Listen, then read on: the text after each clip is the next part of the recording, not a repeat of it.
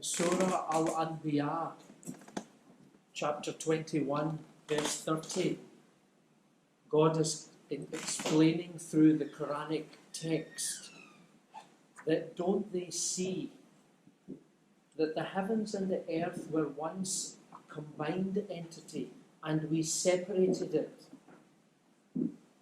And from it we created life with water for them to reflect.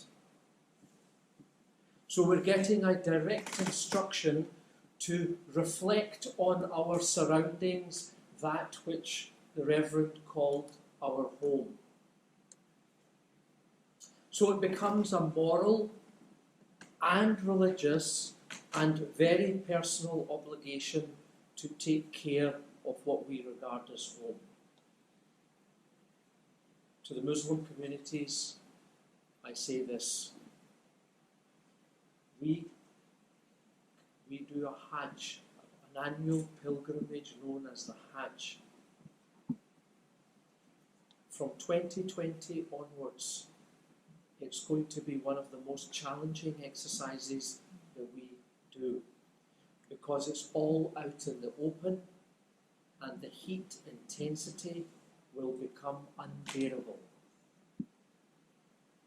We've also just come back from another type of pilgrimage in Iraq. The Hajj commands perhaps up to 2 million people. We've just come back from one where there were 15 million people in attendance. How can we get 15 million people in one pilgrimage, 2 million in another, where temperatures are soaring to such a level that it becomes unbearable to simply stand, let alone actually do something? And from 2045 onwards, which seems a far distant time away, it's not. We've already seen a video clip of when they first highlighted things in the 90s, and we're now at 2019. So 2045 is not that far away. For half of the time, we will not be able to go outdoors because it'll be far too hot. So that's the dangers that lurk ahead. Why is it happening? Well, I'm actually trained partly in meteorology, so I actually understand the weather quite intimately and the changes that occur in the weather.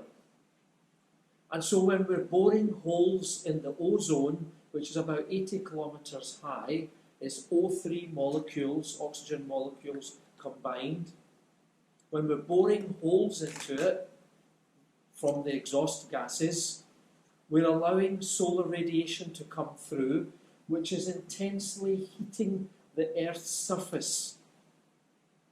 And when it's burning the Earth's surface in such a way that it's changing the climate through variations in temperature and pressure in the Earth's surface. Is there any surprise that polar ice caps are retreating? Sea levels are rising? Sea temperatures are rising? Where there is increased heating, there is increased drought.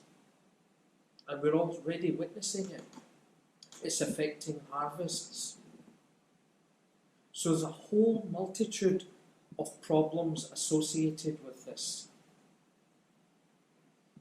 The Quran specifically states that ye are custodians of this earth.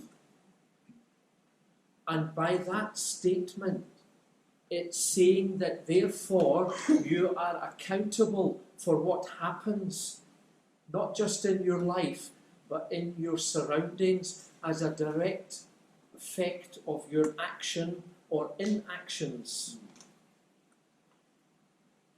So the Quran is actually holding us accountable for what we are doing or not doing. And this is very important to get the message across to the faith communities, like the Reverend said, that it's a problem that comes from our own doing. It's not the earth just imploding in on itself. It's human beings. It's all of us. All of us who are caretakers